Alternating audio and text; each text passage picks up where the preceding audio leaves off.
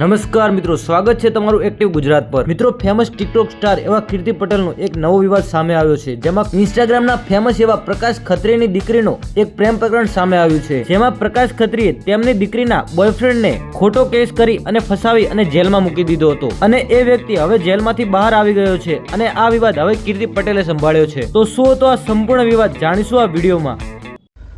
જય કોળી સમાજ, જય વીરમાન દાદા। તો મિત્રો, ઘણા ટાઈમથી તમે બધા કીર્તિબેન પટેલની સ્ટોરી અને રીલ્સ જોઈ રહ્યા છો, જેમાં આજ રોજ એક રેકોર્ડિંગ મૂકેલું છે કીર્તિબેને, જેમાં જે કોળી સમાજના દીકરાની વાત ચાલી રહી છે, બીજું કોઈ નહીં, એ હું હતો।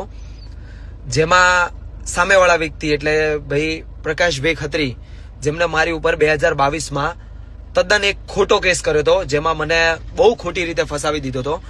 જેમાં એ વ્યક્તિએ મારી ઉપર 354 એટલે છેડતી, પછી ધાક ધમકી, અપહરણ અને લૂંટ એવા ઘણા બધા મતલબ ગંભીર ગુનામાં મને એ વ્યક્તિએ મને ફસાયો અને મને જેલ હવાલે કરાવડાયો। મારે ઘણો ટાઈમ જેલમાં પણ રહેવું પડ્યું। જ્યારે હું જેલમાં હતો ત્યારે મારા ફાધર, મારા મધર અને મારા સિસ્ટર બધા એ લોકો એમના મળવા ગયા હતા। જ્યારે એમને એવું કીધું કે તમે આ રીતે મારા છોકરાને, મારા ફાધરે એવું કીધું કે તમને પગ પકડીએ છીએ, તમે કયો એમ કરવા તૈયાર છીએ, પણ તમે આવા ખોટા કેસમાં મારા દીકરાને ફસાવશો નહીં।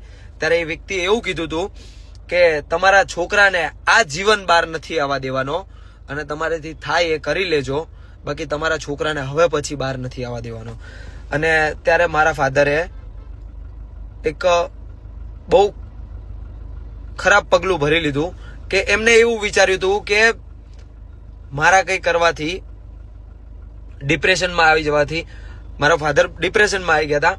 અને જ્યારે મારા ફાધરને એવું થયું કે મારા કંઈક કરવાથી મારો દીકરો છૂટી જાય ને, તો હું એ પણ કરવા તૈયાર છું। અને ત્યારે મારા ફાધરે એમનો જીવ ટૂંકવાયો અને ત્યારે મારા જામીન થયા, હું બહાર આવ્યો, પછી હું નિર્દોષ છૂટી ગયો આ કેસમાં।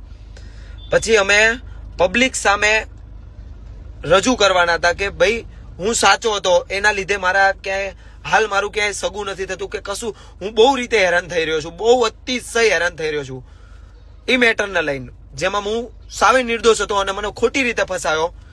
તો અમે એવી વાત મૂકી હતી, તો એ વ્યક્તિએ, અમે તો ખાલી સ્ટોરી મૂકી હતી, તો એ વ્યક્તિએ ફોન કરીને કીર્તિબેનને એવું કીધું, એની વાઈફ એવું કહે છે કે બેન, આપણે આપણી કાસ્ટ જો જોવી પડે ને, તો આજે મારી કાસ્ટને લઈને એને મારી ઉપર કેસ કર્યો હતો। અને તો શું હવે મને મારો સમાજ, મારો કોળી સમાજ મને સપોર્ટ નહીં કરે? મારે તો જોવું છે કે મને સપોર્ટ કરશે કે નહીં કરે। મને તો એટલું વિશ્વાસ છે કે મારો સમાજ મને 100% સપોર્ટ કરશે, કે જે વ્યક્તિએ મને મારી કાસ્ટને લઈને મારી ઉપર કેસ કર્યો છે। તો અને રેકોર્ડિંગ પણ છે, તમે જોઈ લેજો કીર્તિબેનનામાં, તો જોઈ લેજો જરાક અને જસ્ટિસ અપાવજો। મને મારા સમાજ ઉપર વિશ્વાસ છે કે મને મારો સમાજ જસ્ટિસ અપાવશે।